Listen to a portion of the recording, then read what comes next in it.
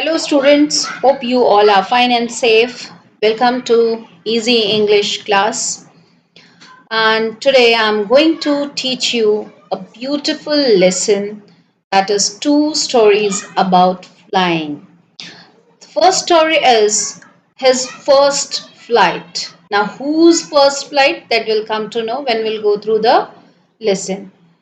And it is written by Liam O'Flaherty.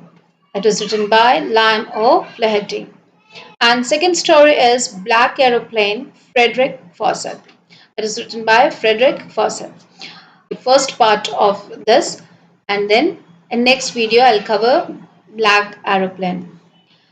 Now before you read, पढ़ने से पहले ज़रा देख लें कि क्या लिखा है. Since the earliest times, humans have dreamt of conquering. Conquering means जीत हासिल करना. Conquering the skies.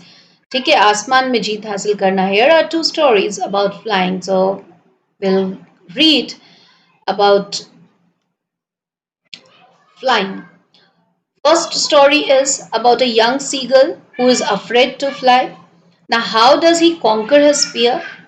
This we'll learn in this video. And second part is about a pilot who is lost in the storm clouds. Now, does he arrive safe? Who helps him? So let's begin our first part. That is his first flight. Now, whose first flight? किसकी first flight? पहली उड़ान. किसकी पहली उड़ान के बारे में हम पढ़ने वाले हैं. हम seagull. ठीक है, सीगल क्या होती है? SEAGULL. सीगल समुद्री चिड़िया है, एक समुद्री बर्ड है. It is written here. उसके बारे में पढ़ने वाले हैं. So his first flight. Whose first flight? Seagull's first flight. पहली उड़ान उसकी कैसी थी? Will read this.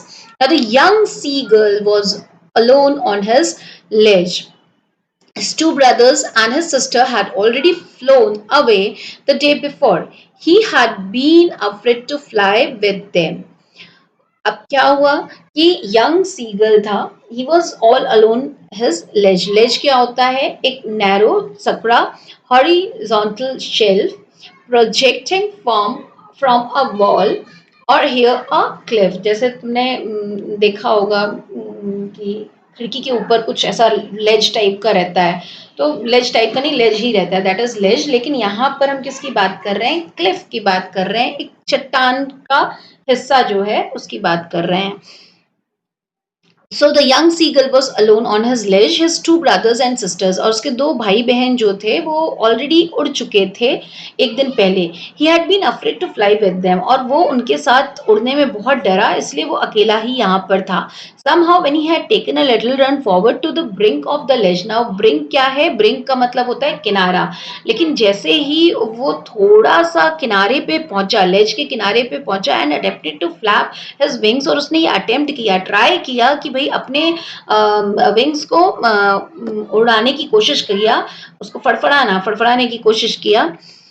His wings he became afraid. वो डर गया. The great expanse of sea stretched down beneath. और जो great expanse means जो बढ़ा हुआ था.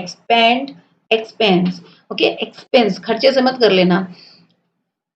The great expanse of sea stretched down beneath. Beneath means नीचे. तो नीचे क्या था? पहले ऊपर चट्टान, ऊपर क्लिफ, और नीचे क्या था? नीचे sea था, समुद्र था, एक huge sea था.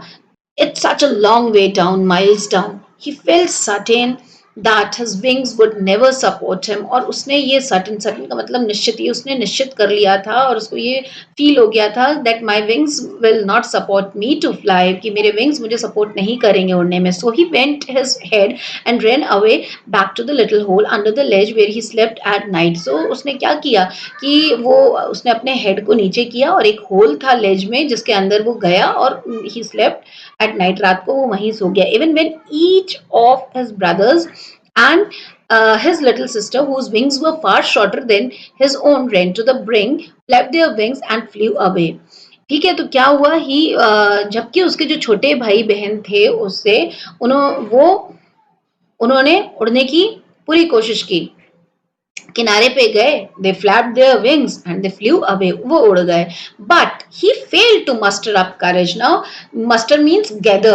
He failed to gather up courage to take that plunge which appeared to him so desperate. Now what is the meaning of plunge? Plunge means leap. लेकिन वो वहां से लीप करने में, जंप करने में फेल हो गया. He fail to gather up his courage, अपने करेज यानी साहस, साहस जुटाने में, उड़ने के लिए साहस जुटाने में वो असफल रहा. ठीक है. डेस्परेट मतलब उससे काफी निराश भी हो रहा था. ही वॉज वेरी सैड कि मेरे छोटे भाई बहन भाई उड़ रहे हैं. So he was very sad. His father and mother had come around. अब उसके मम्मा पापा आए. मोस्टली होता है कि जब हम हार मान जाते हैं लाइफ में और हमें लगता है कि हम कुछ नहीं कर सकते, तो डेफिनेटली हमारे पेरेंट्स हमारे आसपास रहते हैं और वो हमको सपोर्ट करते हैं. In the same way seagull के पेरेंट्स, फादर सीगल और मदर सीगल आए and calling to him shrilly. Shrilly means चिल्ला के बोलते हैं, एकदम शार्प वॉइस में बोलते हैं. अपब्रेडिंग हिम, डांटते हैं. अगर आप कुछ गलत करते हो तो वो आपको क्या करते हैं? डांटते हैं ना. तो इन द सेम वे, लेकिन डांटने का मतलब ये नहीं रहता कि वो आपसे चिढ़ते हैं या आपको डाउन करना चाहते हैं. वो आपको मोटिवेट करने के लिए, आपसे कुछ अच्छा करवाने के लिए ही डांटते हैं. इसलिए believe your parents and love your parents and respect them, which is very important. So calling him to him shrilly, upbraiding, डांटते हुए बोलते हैं. Threatening to let him starve on his ledge unless he flew away, और उसको छोड़ दिया वहीं पे लेज पे, और उसको बोले कि अगर तुम उड़ोगे नहीं, उड़ना नहीं सीखोगे, देन यू स्टार्व हियर, ये भूख से यहाँ मर जाओ. You just die. Starve means die of hunger on this ledge unless he flew away. But for the life of him he could not move. But because he was afraid क्यों था? वो डर क्यों रहा था? Because he was thinking that if he'll fly, अगर वो उड़ेगा, he will lose his life, वो अपनी लाइफ से जान गवा बैठेगा, अपनी जान जो है वो गवा बैठेगा. He will be no more. तो इसलिए वो इस डर के कारण वो नहीं उड़ पा रहा था. That was 24 hours ago. अब 24 घंटे बीत चुके थे. Since then nobody had come near him, और उसके पास कोई नहीं आया था. 24 घंटे से उसके पास कोई नहीं आया था, ना ही उसके ब्रदर सिस्टर्स, ना ही उसके parents. The day before, all day long, he had watched his parents flying about with his brothers and sisters, perfecting them in the art of flight, teaching them how to skim the waves and how to dive for fish. और he was seeing that how parents were teaching his brothers and sisters मतलब siblings, उसके siblings को कैसे उसको उड़ना सिखा रहे थे, कैसे उनको डाइव करना है, ये सारी चीजें सिखा रहे थे. मतलब उसको उनको परफेक्ट कर रहे थे उड़ने की आर्ट में. he had in fact seen his older brother catch his first herring and devour it. और उन्होंने इवन उसने क्या देखा, यंग सीगल ने क्या देखा कि उसके यंग ब्रदर ने फर्स्ट फाइन सी फिश कैसे पकड़ी और उसको कैसे खाया. He had in fact seen his older brother catching his first herring and devour it, standing on a rock while his parents circled around raising a proud cackle. And because they were doing very good job and they were flying nicely and बहुत अच्छा कर रहे थे, तो parents ने उनको applaud किया, appreciate किया. पेरेंट्स ने उनको क्या किया? अप्रिशिएट किया. यहाँ पर अगर हम देख लें मीनिंग तो अंडरलाइन कर लो वर्ड को. मस्टर का मीनिंग मैंने बताया था जो पहले के पैरा में था. उसका मतलब था गैदर करना, और यहाँ पे derisively sorry yes, herring and devour it. तो यहाँ पे हम डेवर का मतलब क्या है? डेवर का मतलब है निगल जाना. डेवर मीन्स ईट अवे. तो उसने कैसे, उसके भाई ने कैसे फिश को पकड़ा और कैसे खाया. Standing on a rock while his parents encircled around raising a proud cackle. Cackle means आवाज करना, तीखी आवाज करना. But here they were appreciating and they were feeling very proud. जब आप कोई भी अच्छा काम करते हो तो आपके पेरेंट्स किस तरीके से हैप्पी होते हैं और किस तरीके से आपको अप्रिशिएट करते हैं, अपलॉड करते हैं. In the same way when they saw कि ये जो हमारे बच्चे हैं वो इतना अच्छा उड़ रहे हैं और उन्होंने फर्स्ट अपना मील भी ले लिया है, तो they were applauding and they were very happy. And all the morning the whole family had walked about on the big plateau. plateau का मतलब क्या होता है? पठार. ठीक है. तो पूरी सुबह जो पूरी फैमिली थी, किसको? यंग सीगल को छोड़कर सब प्लेट्यू में ही थे. Midway down the opposite Cliff taunting him with his coward eyes. और उसको टॉन्ट कर रहे थे, उसको क्रिटिसाइज कर रहे थे. किसके लिए? उसके कायरता को देख के. किसके? यंग सीगल के कायरता को, कि भाई हम सब उड़ना सीख गए बट तुम नहीं उड़ पाए. The sun was now ascending the sky. See the language, beautiful language is written. तो इस तरीके की लैंग्वेज, उसको इजी लैंग्वेज में भी लिखा जा सकता था. But the sun was now ascending the sky. It means कि ये सुबह का टाइम था और दिन जो है चढ़ रहा था. And blazing on his ledge that face the south. और धीरे धीरे सूरज ऊपर की ओर चढ़ रहा था. जब आप आंसर्स लिखोगे तो इजी इंग्लिश में ना लिखकर अगर ये लैंग्वेज लिखेंगे तो एग्जामिनर बहुत अच्छे से इम्प्रेस होगा. और ये कोई टफ टास्क नहीं है. If you read it thoroughly, you will definitely get to know how to write. तो इसको पढ़ने के बाद, एक बार समझने के बाद, लाउड रीडिंग एक बार नहीं 2 बार करना है. अगर आप पूरे लेसन की लाउड रीडिंग करते हैं तो that would be very very beneficial for you. और उसके बाद साइलेंट रीडिंग. तो अपने आप आपको लेसन जो है क्लियर हो जाएगा. The sun was now ascending the sky. Blazing means shining on his ledge that faced the south direction की तरफ जो face कर रहा था. He felt the heat because he had not eaten since the previous nightfall. अब he was feeling hot also. क्यों उसको गर्म लग रहा था? And भूख लगी हुई थी उसको और उसने पूरी रात से कुछ नहीं खाया था.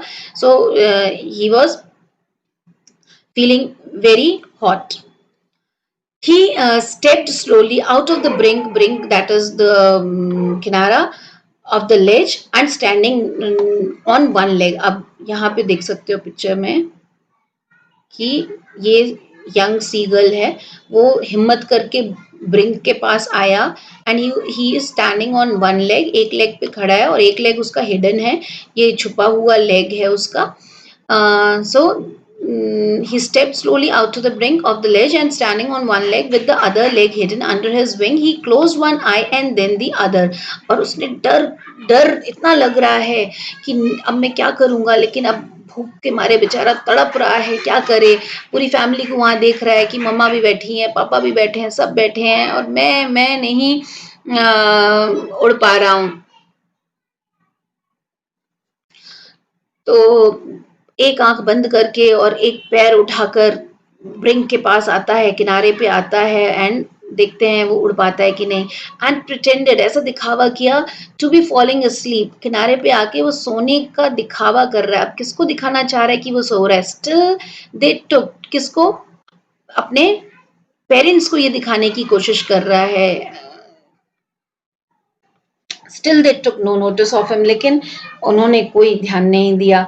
He saw his two brothers and his sister lying on the plateau dozing with their heads sunk into their necks. उसने अपने देखा brothers को और उसके sister को कि plateau में they are dozing means सो रहे हैं with their heads sunk into their necks. अब वो हमारी तरह तो सोएंगे नहीं कि बेड लगा हुआ है, बेडशीट ओढ़ी और सो गए. तो कैसे सोते हैं? बर्ड्स का सोने का एक स्टाइल रहता है. वो बैठे बैठे ही अपने नेक को अपने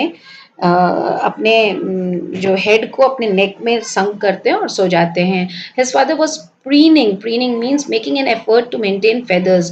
अपनी चोंच से देखा होगा अपनी बॉडी पे बार बार ऐसे मारते रहते हैं और उसको फुलाने की कोशिश करते हैं. That is called preening. So his father was preening the feathers on his white back. Only his mother was looking at him. मतलब ब्रदर्स भी उसको नहीं देख रहे थे और पापा भी नहीं देख रहे थे. ओनली मम्मी तो मम्मी है, मम्मी हर जगह माँ ही रहती है. तो mother was looking at him. She was standing on a little high hump on the plateau. Plateau के थोड़े से और ऊंचे उस पर खड़ी थी. वहां पे हम्प मतलब थोड़ा सा और ऊंचा होगा उस पर. और वाइट ब्रेस्ट थ्रस्ट फॉरवर्ड. और उसका जो वाइट ब्रेस्ट था, जो ये वाला पार्ट था, वो आगे की तरफ था.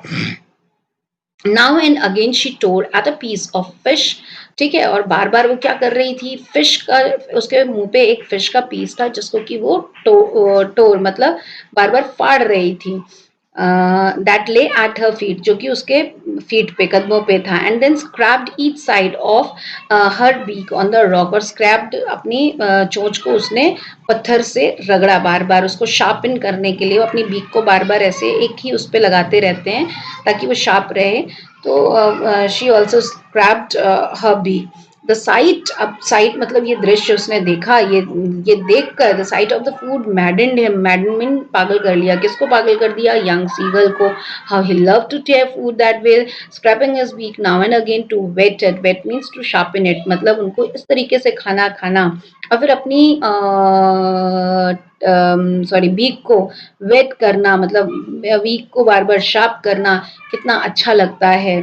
So he was maddened by this sight and he wanted to have it at any cost. उसको किसी भी cost में ये फूड चाहिए ही था. And he was very much hungry also. अब रात भर से खाना नहीं मिला है और घर पे तुम्हारे पनीर बना हुआ है. So जो पनीर सामने बन गया उसकी खुशबू कैसी आएगी. तो सेम फीलिंग किसके साथ आ रही थी? यंग सीगल के साथ भी हो रही थी. ये मैं हिंदी में भी इसलिए एक्सप्लेन कर रही हूँ बेटा ताकि सभी बच्चों को समझ में आए और इसको easily understand, because understanding is very important. समझना बहुत इंपॉर्टेंट है. बच्चे रट लेते हैं लेकिन उसको समझ नहीं पाते, तो पहले उसको प्रॉपरली समझो and then try to answer. English में आंसर्स लिखना है, so it is very important to go through. That's why I told you to read the lesson thoroughly. Firstly loud reading is important. 2 times loud reading you should do and then 1 silent reading to understand the lesson properly. Now I here right now I'm explaining it in Hindi, so understand it. Ga, ga, ga, he cried begging her to bring him some food. अब भूख तो इतनी लगी थी, सामने मम्मा ऐसा कर रही थी बार बार फिश को फाड़ कर और उसको अपनी बीक को शार्प कर रही थी, तो मुंह में तो पानी आ गया था. तो उन्होंने गागा बोल के, यंग सीगल ने मम्मा से बेग किया कि मम्मा प्लीज खाना दे दो, बहुत भूख लगी है. गा खल आ. Now what mamma replied? गा खल आ. She screamed back. चिल्ला के कहा. Derisively, derisively means mockingly, but he kept calling plaintively. Plaintively क्यों? सॉरोफुली, दुख से, क्योंकि मम्मा ने क्या कहा? गा कल आ, मैं नहीं दूंगी. I am not going to give you any food. But he kept calling plaintively, sorrowfully, and after a minute, अब मम्मी तो मम्मी है, मम्मी को दया तो आ गई, बट मालूम है मम्मा को लेसन सिखाना भी आता है. लेसन मतलब सबक सिखाना भी आता है और वो हमें कुछ ना कुछ शिक्षा देने के लिए ही डांटती हैं. अगर डांटती हैं कुछ बच्चे जो स्पेशली आप लोग की एज में आते हैं, और मैं देखती हूँ कि पेरेंट्स हमेशा ये कंप्लेन लेके मेरे पास आते हैं कि बच्चे हमारी सुनते नहीं हैं, रिस्पेक्ट नहीं करते हैं, हमको जवाब देते हैं, हमसे आर्ग्यूमेंट करते हैं, और बच्चों को ये लगता है कि पेरेंट्स बार बार डांटते ही रहते हैं. तो वो डांटते इसलिए हैं क्योंकि एक आपको वो अच्छा इंसान बनाना चाहते हैं, एक परफेक्ट ह्यूमन बीइंग बनाना चाहते हैं. तो उनकी डांट को दूर मत भगाओ, उनकी डांट को अपनाओ, उनको सीखो, उनको प्यार करो, उनको रिस्पेक्ट करो, तो डेफिनेटली आगे बढ़ोगे. तो ये थोड़ा सा तुम लोगों में हार्मोनल चेंजेस आता है इस एज में, ये एक्सेप्टेबल है, लेकिन ये एक्सेप्टेबल नहीं होगा कि आप अपने पेरेंट्स को डिसरिगार्ड करें. So respect your parents and listen them. देखिए ये हम तो इंसान हैं जिनके पास दिमाग है. बर्ड्स एनिमल्स, उनके पास तो दिमाग नहीं रहता, बट फीलिंग्स हम सबके पास रहती है. तो देखिए उनकी फीलिंग की मम्मा क्या करती है अभी अपने बेटे को कुछ सिखाने के लिए. His mother had picked up a piece of the fish and was flying across to him with it. तो what mama has done? She had picked up a piece. वो fish का piece उसने उठाया और फिर उसके पास गई. किसके पास? Young seagull के पास. He leaned out. Okay? वो बाहर निकला. He leaned out. बाहर की तरफ निकला. See, here you can see, ये young seagull है, ये young seagull है, और ये mama seagull है. He leaned out eagerly वो बाहर निकला, tapping the rock with his feet, और अपने feet को खुशी के मारे कि मम्मा कुछ मुझे देने आई है, मम्मा मुझे fish दे देगी और मेरा पेट भर जाएगा. Wow, tasty. With his feet, trying to get nearer to her as she flew across. But what happened? But when she was just opposite to him, she halted. Her wings motionless, the piece of fish in her beak almost within reach of his beak. He waited a moment in surprise, wondering why she did not come nearer, and then, maddened by hunger, he dived at the fish. Now, what happened? He was eagerly waiting for the food. वो eagerly wait कर रहा था. मम्मा आई भी. मम्मा एकदम उसके पास आई. मम्मा एकदम उसके पास आई और उसको लग रहा था कि नाउ ये फिश मेरे मुंह में जाने ही वाला है. फिश मेरे मुंह में जाने ही वाला है और मम्मा मुझे फिश देने ही वाली है. लेकिन जैसे ही उसके जस्ट ऑपोजिट मम्मा आती है, शी स्टॉप्ड. वो रुक जाती है और वहां पर शी हॉल्टेड लिखा हुआ है ना. She halted means she stopped and उसके विंग्स जो है वो मोशनलेस होते हैं और जो पीस ऑफ फिश जो उसकी बीक में था, जो कि ऑलमोस्ट इसके मुंह पे जाने वाला था, यंग सी गर्ल के मुंह में जाने वाला था, वो क्या हो जाता है? वो उसके मुंह पे जाता है कि नहीं जाता है? नहीं जाता है. It was out of his reach. It was out of his reach. He waited.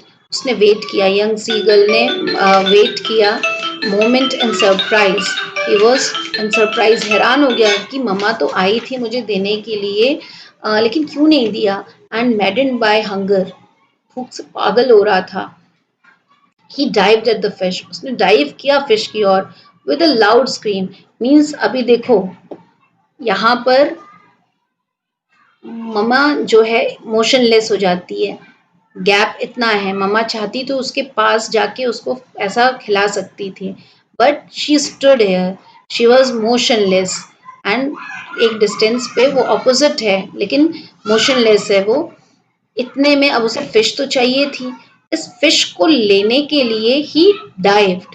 The young seagull dived to get the fish which is in mother's beak. ठीक है, तो उसने डाइव किया. लेट सी कि उसको मिला कि नहीं मिला. मम्मा एकदम मुंह पे जाके मम्मा ने नहीं खिलाया. With a loud scream he fail. He waited a moment in surprise, wondering why she did not come nearer. Mummy मेरे पास क्यों नहीं आई? Why mother has not come nearer to me?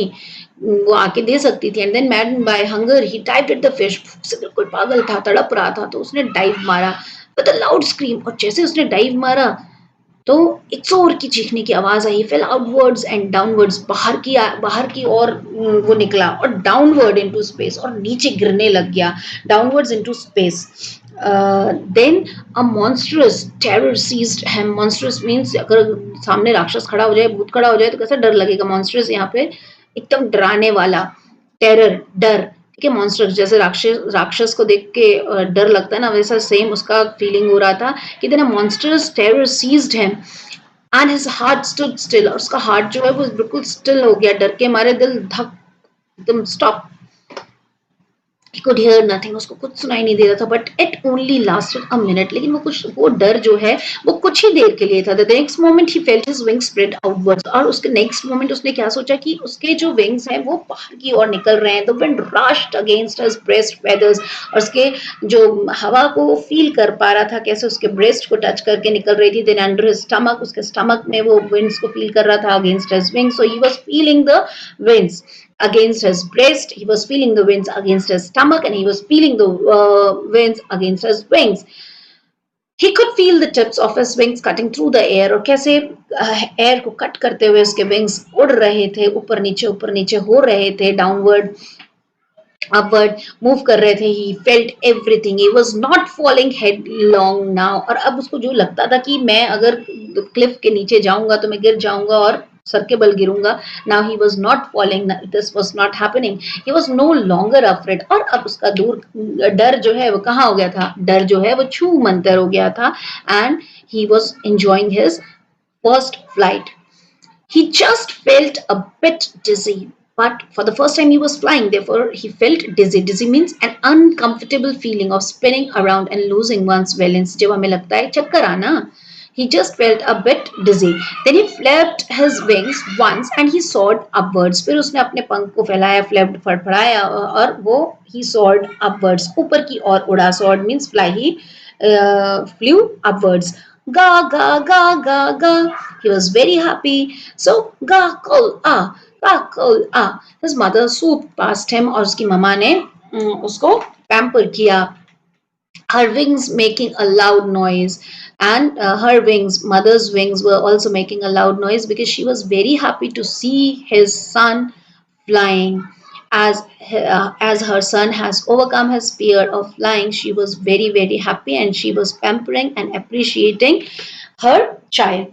He answered her with another scream. और फिर उसकी mama ने भी गा को आ किया, फिर बच्चे ने भी एक another scream, एक और आवाज लगाई और उसको आंसर किया. Then his father flew over him screaming. Now father was also very happy, therefore he also came there, and he screamed.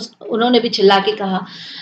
He saw his two brothers and his sisters flying around him. और उन्होंने देखा कि उसने देखा young seagull ने कि उसके दोनों भाई और बहन भी उसके चारों ओर उड़ रहे थे. And they all were very happy to see him flying, curveting and banking and soaring and diving. So these are the things that they were doing. Banking means flying with one wing.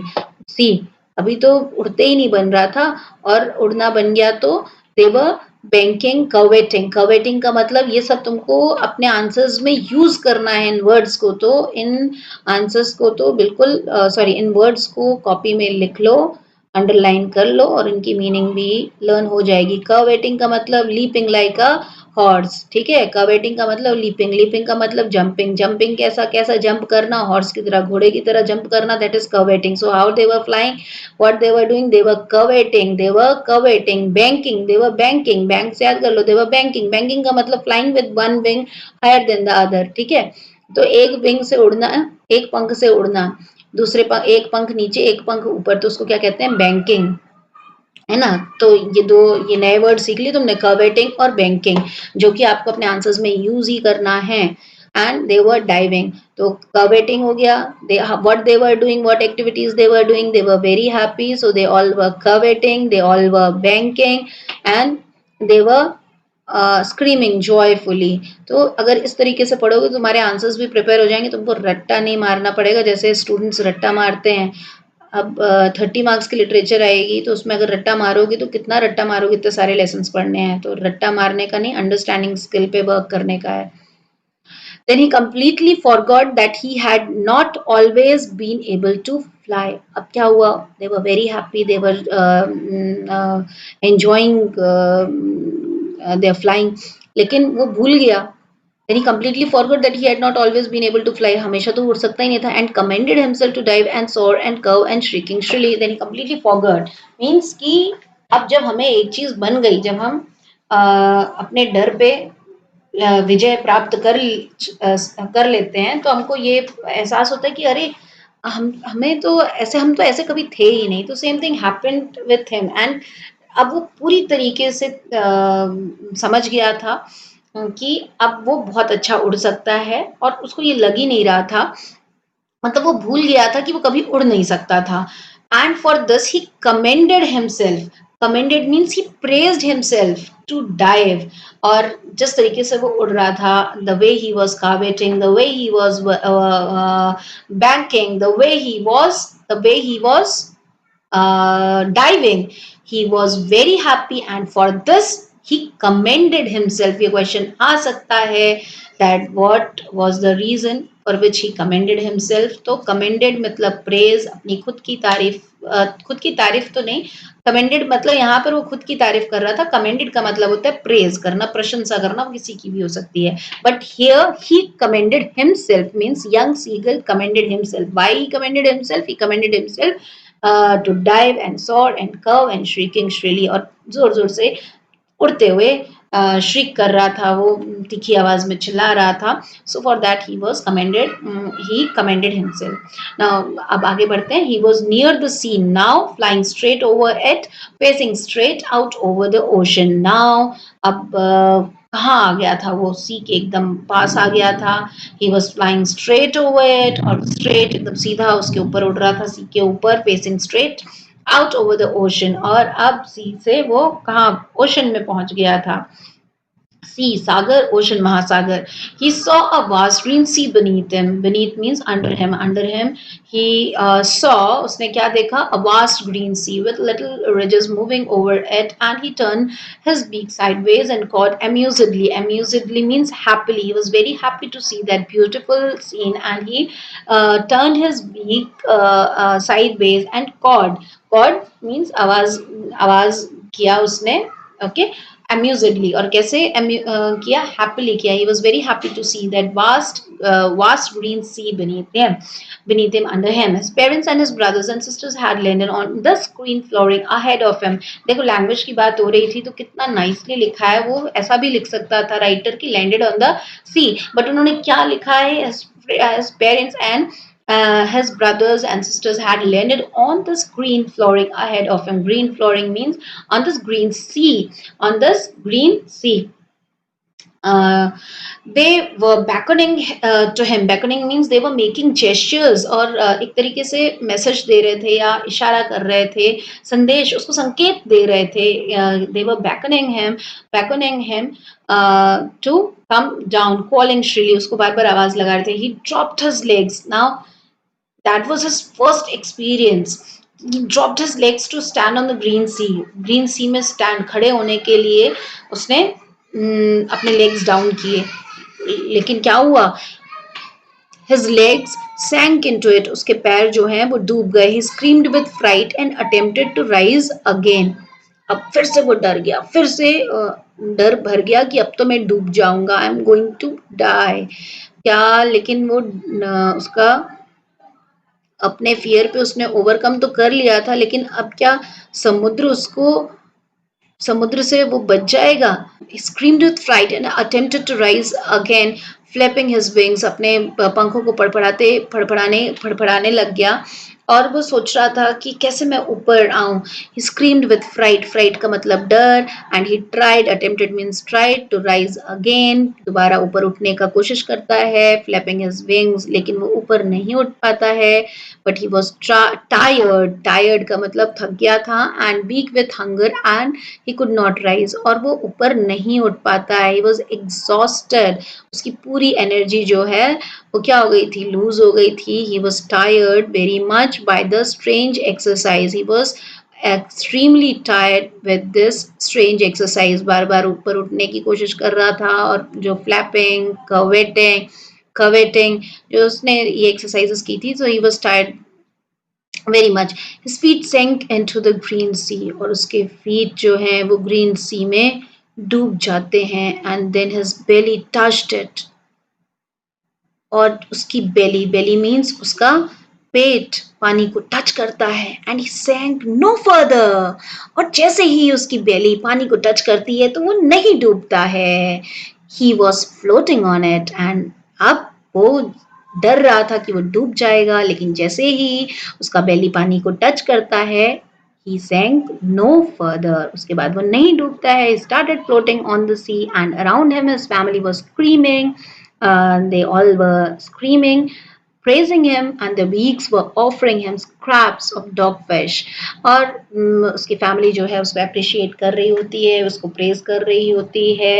And जो उनकी beaks थी वो they were offering him scraps means टुकड़े, pieces of dogfish.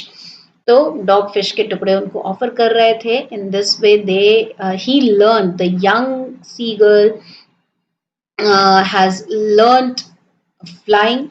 So, and in this way he has overcome his fear. See students, life is not going to remain same. Our life is full of challenges and full of obstacles. अभी आप एक student हो तो आपके पास एक task है, फिर आपको लग रहा होगा कि ये करने के बाद मैं ये करूँगा, फिर ऐसा करूँगा तो लाइफ बहुत सिंपल हो जाएगी. But it's not like that. It's not a piece of cake. Remember, बहुत important लाइन बोल रही हूँ मैं कि life is not a piece of cake, but it is in your hand that you can make it piece of cake. उसको as simple बना सकते हो और आप अपनी लाइफ को enjoy कर सकते हो. And fear, obstacles, hurdles, struggle are the part of the life. ये हमारी लाइफ के पार्ट हैं, इसको आपको ओवरकम करना है। जिसने ओवरकम कर लिया वो आगे बढ़ जाएगा, और अगर ओवरकम नहीं करोगे, इसको कॉन्कर नहीं करोगे, तो फिर कुछ नहीं कर पाओगे। फिर एक सब एक्सक्यूज अपने आप को देते रहोगे कि काश, perhaps I would have done this, काश मैंने ऐसा कर लिया होता, या एक एक्सक्यूज दोगे कि इसके कारण मैंने ऐसा नहीं किया।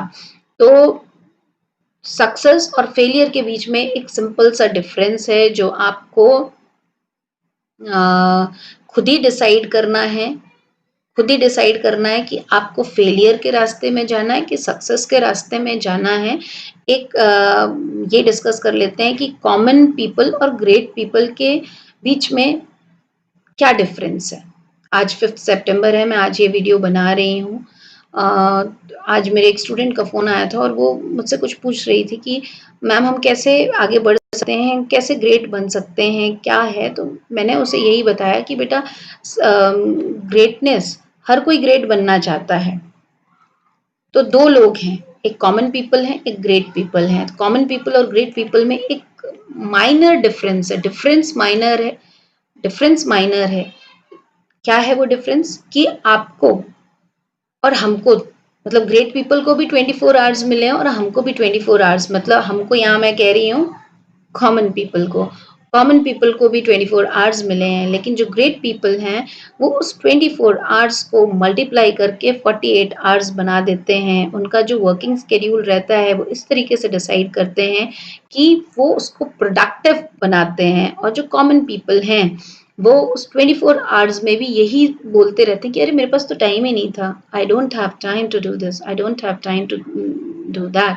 सो एक अपने आप को एक्सक्यूज देते रहते हैं कि मैंने नहीं किया। तो वो लोग कभी आगे बढ़ ही नहीं पाते और वो ग्रेट बन ही नहीं पाते। यही एक नैरो लाइन है जो सक्सेस पीपल और जो कि सक्सेस नहीं है, जिनको सफलता और असफलता के बीच में यही एक नैरो लाइन है जो कि हम सभी तोड़ सकते हैं।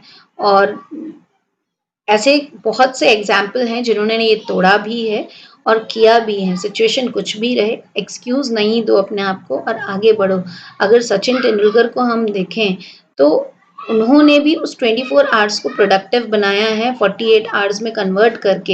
एमएस धोनी, किसी भी फील्ड में देख लो, बिल गेट्स, कोई भी एक्टर ले लो, तो उन सभी ने 24 आवर्स को 48 आवर्स में बनाया है, कन्वर्ट किया है। So if you have ability to convert your schedule, convert your time, which we all have got in 48 hours, then definitely no one can stop you from getting the success. And if you could not, और अगर ऐसा नहीं कर पाओगे तो फिर great नहीं बन पाओगे। लेकिन मुझे उम्मीद है कि मेरे सभी स्टूडेंट्स रियली वेरी ग्रेट हैं और वो सभी सक्सेसफुल अपनी लाइफ में एज अ ह्यूमन बीइंग भी कह रही हूँ, जो कि बहुत बहुत इम्पोर्टेंट है एज अ ह्यूमन बीइंग। और जो आपका गोल है उसमें भी सक्सेसफुल रहेंगे। आई होप कि ये लेसन आपको अच्छा लगा होगा। ये लेसन मैंने एक बार पहले भी पढ़ाया और उसको मैंने बहुत ही अच्छे से पढ़ाया था, लेकिन due to some technical issues उसमें वॉइस नहीं आ पाई। और ये मैंने अभी एकदम सेकेंड टाइम मैं आज ही पढ़ा रही हूँ, तो एकदम बहुत ही जल्दी जल्दी पढ़ाया है। बट फिर भी मैं होप करती हूँ कि आप सबको समझ में आएगा और उसको आप समझोगे। और जैसा मैंने कहा है कि लैंग्वेज पे अपने वर्क करोगे। A good reader is a good leader. तो अगर गुड लीडर बनना है तो लाउड रीडिंग की हैबिट आज से डाल लो। 2 बार लाउड रीडिंग और 1 बार साइलेंट रीडिंग, फिर तुमको अच्छे नंबर लेने से कोई नहीं रोक सकता है। तो थैंक यू स्टूडेंट्स। चैनल को सब्सक्राइब करो, लाइक करो, ताकि मुझे मोटिवेशन मिले कि मैं और वीडियोस बनाऊं और जो मैं समझा रही हूँ वो मेरे बच्चों को समझ में आ रहा है। क्वेश्चन आंसर्स अगर आपको देखने हैं तो आप मेरे ब्लॉग में भी जा सकते हैं, जिसका लिंक मैं यूट्यूब में अपने इस चैनल में दे दूंगी आपको। Thank you. I hope that you all will like. Bye bye. We'll meet soon in next video.